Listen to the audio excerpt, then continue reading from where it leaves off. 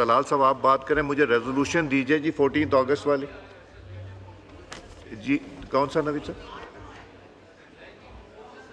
एक सेकंड, तलाल साहब आप बात कीजिए, मुझे दे देना एक जी। तलाल साहब। सर बहुत शुक्रिया जनाब स्पीकर।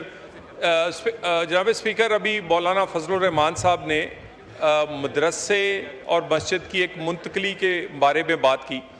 कल मैंने फ्लोर ऑफ द हाउस पूरी डिटेल्स बयान की। उससे पहले मौलाना गफूर हैदरी साहब के पास आज से 3 दिन पहले रात मीटिंग हुई। फिर उससे अगले दिन एक बड़ी डिटेल मीटिंग हुई जिसमें पिंडी इस्लामाबाद के उल्मा मौलाना गफूर हैदरी साहब की रहाइशगाह पे थे और वहाँ जाकर बात की। मैं 2-3 बातें जो मौलाना साहब ने कही हैं वो सिर्फ क्लैरिफाई करना चाहता हूँ। मुझे ये लगता है कि उन्हें जो गफूर हैदरी साहब ने वो डिटेल्स नहीं बताई जो बयान हमने उनकी मीटिंग्स में की थी, और फ्लोर ऑफ द हाउस भी मैंने ये बातों की कई ऐसी चीज़ें जिसमें सबसे पहली बात यह है कि 50 या 55 मस्जिदों के बारे में हुकूमत किसी किस्म की उनकी मुंतकली का या उनको नोटिस देकर वहाँ से तब्दील करवाना चाहती है।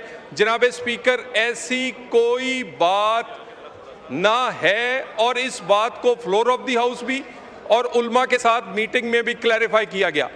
जनाब स्पीकर, इस पे बात बार बार कहा जाता है कि रातों रात ये सब कुछ हुआ। बिल्कुल ऐसी बात नहीं।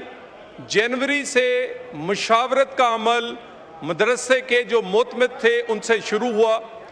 उसके बाद उनकी मर्जी से उनकी मर्जी की जगह मुंतखब की गई। वहाँ पर एक आजकल जो जिस तरह के जदीद इंस्टीट्यूट होने चाहिए किसी भी तालीमी इदारे के लिए, 4 करोड़ की लागत से एक मदरसे की वो बेहतरीन बिल्डिंग तमाम एसेसरीज के साथ बनाई गई।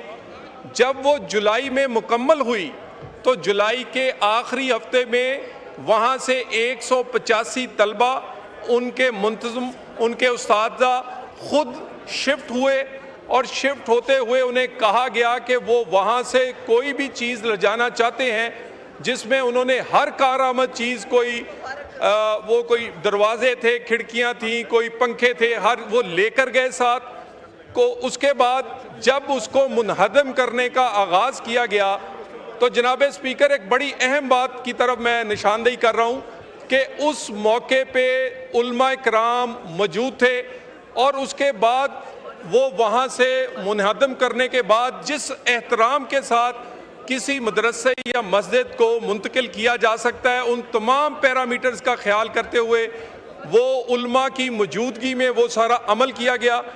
उसके बाद ये वाला मामला जो है, जो इस वक्त उनको जगह दी गई है, जो बिल्डिंग बना के दी गई है, ये सारे का सारा अमल 8 महीने से मुशावरत में हुआ। ना रातों रात हुआ, ना बगैर मुशावरत के हुआ, ना इसमें जो एक मदरसे और मस्जिद का एहतराम है उसको पूरे का पूरा मुलहुज़े खातर रखा गया।